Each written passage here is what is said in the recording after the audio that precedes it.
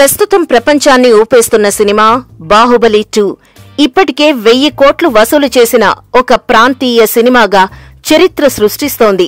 భాషా భేదాలు లేకుండా కనకవర్షం కురిపిస్తోంది. బాహుబలి ప్రభంజనాన్ని ముందే ఊహించిన కొంతమంది దర్శక నిర్మాతలు బాహుబలి 2 విడుదల సమయంలో ఎవ్వరూ కూడా తమ సినిమాల్ని విడుదల చేయలేదు.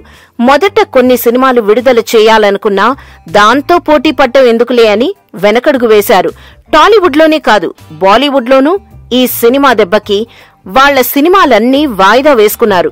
ఒక రకంగా చెప్పాలంటే ఈ కారణం చేతనే బాహుబలి కలెక్షన్లు ఊహించిన దానికన్నా పెరిగాయని చెప్పుకోవచ్చు. అయితే తమిళంలో మాత్రం పవర్ పాండి అనే చిత్రం బాహుబలి సునామీని తట్టుకొని వసూళ్ల పరంగా బాగానే రాబట్టుకుంటోంది. పవర్ పాండి సినిమా హీరో ధనుష్ తానే స్వయంగా తన దర్శకత్వంలో ఈ సినిమాని నిర్మించడం విశేషం.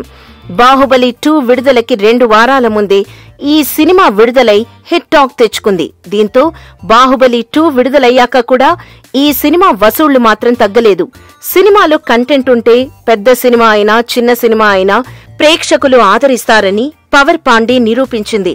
ఇక ఈ సినిమా హిట్ అవ్వడంతో దీనికి సీక్వెల్ కూడా చేయాలని ధనుష్ ప్లాన్ చేస్తున్నట్ట.